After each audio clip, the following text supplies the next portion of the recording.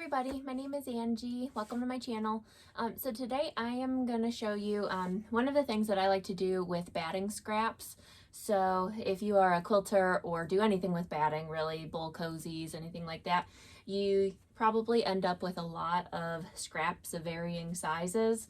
And it's hard to come up with things to do with all of these different batting scraps. So one of the things that I like to do is piece the batting together to make it into a bigger piece that I can use for a bigger project instead of having to come up with small little things. Okay, so I'm starting out with these two pieces of batting here that I'm going to go ahead and this one is a lot longer, so I'll just go ahead and trim that tail off there. And then these two pieces here, so as you can see, it looks like it's a straight stitch or a straight line there, but they don't match up just right.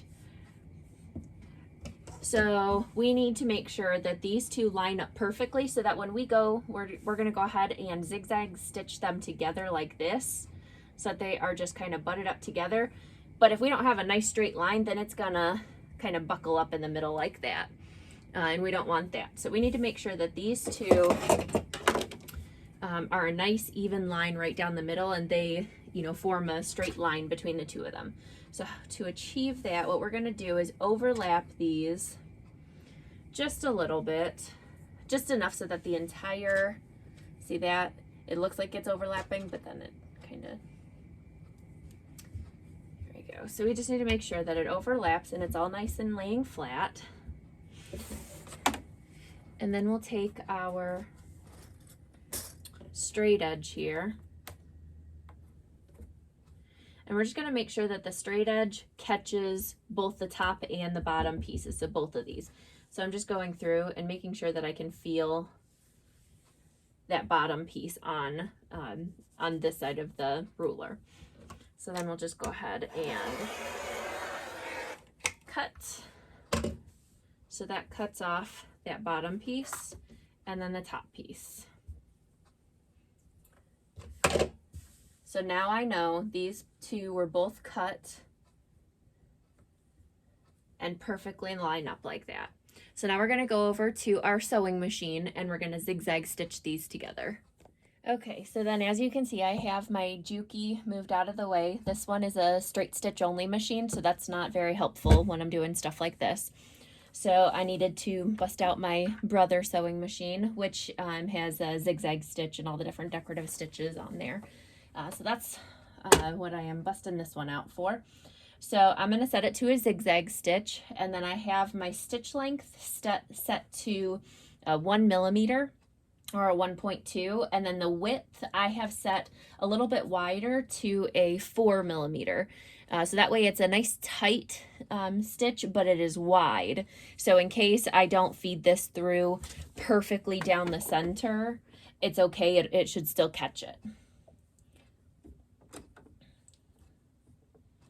So this sewing machine has a rather big hole for the needle, so it has a tendency to pull fabric down, so I have to start a little bit further down so that it doesn't catch the edge of the fabric. So I'm starting a little bit further back, but you do what works for your sewing machine. So I have on my presser foot here, I have a little tick mark right in the center that shows the center mark. So I'm just making sure that these two pieces line up together. I'm not squishing them up together. I'm just making sure that they touch as they're feeding through. So just very gently make sure that they are touching and just feed it through so that it is going through that center mark. If you don't have a center mark, you can just eyeball it. You just want to make sure that that center mark is going so that the needle is catching either side of the fabric.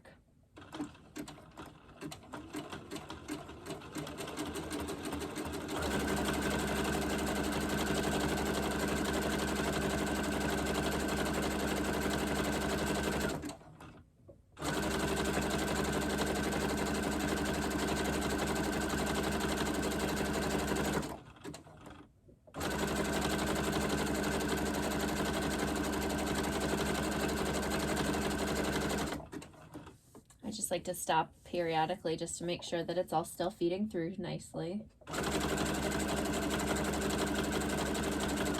Sometimes once it's under the presser foot, it's kind of hard to see where that center mark is, or where the, middle of the fabric is. So I just like to make sure that I'm still on course.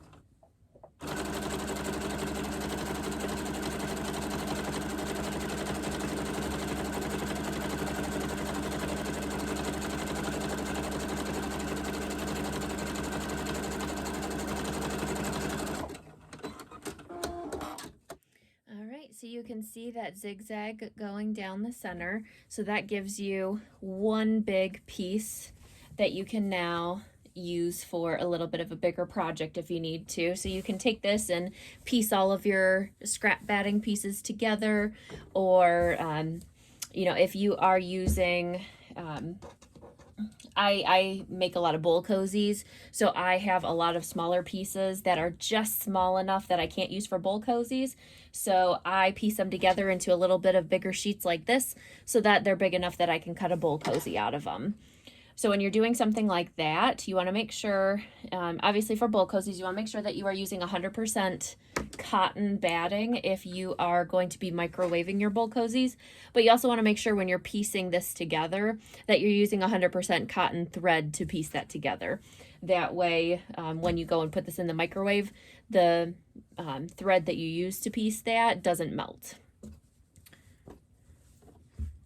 All right, so there we go. That was 2 small unusable pieces for what I like to use them for. You can see the stitch line down there. Here is my template that I use for bowl cozies. As you can see, the stitch line goes right here. So neither of these pieces were quite big enough to use for bowl cozies. But now it is plenty big for one of the pieces that I need. And actually, if I just fold this over, I actually have enough room for an entire bowl cozy now out of this. Plus I'll have a little bit extra that maybe I, go and piece to another piece of batting that I have lying around.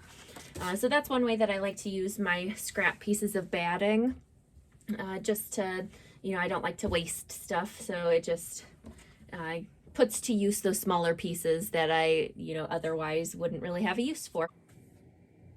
All right, so that is one of the ideas of how to use up my scrap pieces of batting, from making bowl cozies, placemats, mug rugs, quilts, all of that kind of stuff. So if you want to see more videos of what to do with your scrap pieces of batting, let me know in the comments down below.